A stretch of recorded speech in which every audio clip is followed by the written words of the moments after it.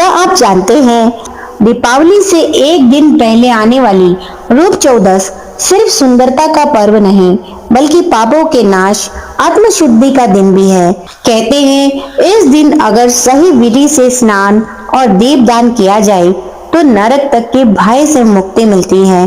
तो आइए जानते हैं रूप चौदस का रहस्य, कथा, पूजा विधि और खास उपाय जो आपकी किस्मत चमका सकते हैं। रूप चौदस कार्तिक मास की कृष्ण पक्ष की चतुर्दशी को मनाई जाती है। इसे नरक चतुर्दशी या छोटी दीपावली भी कहा जाता है। मान्यता है कि इस दिन भगवान श्री कृष्ण ने असुर नरकासुर का वध कर धरती से पाप का भय का अंत किया था। तभी से यह दिन अंधकार पर प्रकाश और कुरूपता पर रूप की विजय का प्रतीक माना जाता है। इस दिन प्रातः ब्रह्म मुहूर्त में उठकर उपटन स्नान करने की परंपरा है। लोग तिल, बेसन, हल्दी और चंदन का उपटन लगाते हैं। कहा जाता है इससे शरीर की पवित्रता, चेहरे की कांति बढ़ती है। यह केवल बाहरी रूप नहीं बल्कि आंतरिक सुंदरता और आत्मशुद्धि का प्रतीक है। इसलिए इस दिन का नाम पड़ा रूप चौदस। तो आइए सुनते हैं इससे जुड़ी एक पौराणिक कथा। द्वारका में रहने वाला नरकासुर नामक असुर अत्याचारी था। उसने 16,000 देव कन्याओं सहित सत्यभामा को बंदी बना रखा था। भगवान श्री कृष्ण ने नरकासुर के साथ युद्ध किया और उसे परास्त किया। जब असुर का अंत हुआ तो संसार में खुशी छा गई और दीप जलाए गए। इसी कारण इस दिन को छोटी दीपावली भी कहा जाता है। इस दिन यमराज की पूजा का भी विशेष महत्व है। माना जाता है कि सूर्योदय से पहले स्नान कर दक्षिण दिशा में दीपक जलाने से अकाल मृत्यु और पापों से रक्षा होती है। इस दीप को यम दीप कहा जाता है।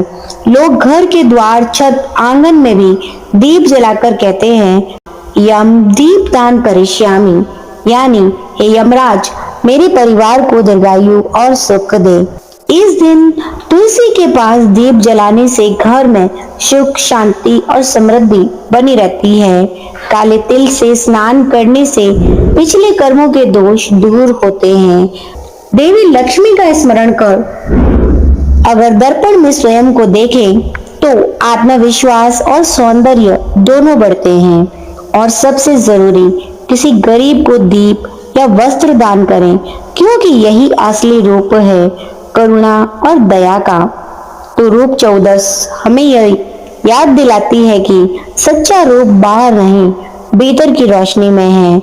यही आंतरिक प्रकाश हमें दिवाली के अगले दिन माँ लक्ष्मी के स्वागत के लिए तैयार करता है। जब मन और तन दोनों निर्मल हो तब ही समृद्धि आती है।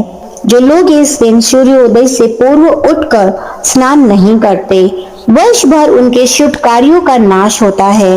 वर्ष भर दुख में बीतता है। वे मलिन तथा दरिद्र रहते हैं। इस दिन स्नान आदि से निपटकर यमराज का तर्पण करके 3 अंजलि जल अर्पित करने का विधान है। इस दिन संध्या के समय दीपक भी जलाए जाते हैं। इसे छोटी दीपावली भी कहते हैं। दीपक जलाने की विधि त्रयोदशी से अमावस्या तक है। त्रयोदशी के दिन यमराज के लिए एक दीपक जलाया जाता है।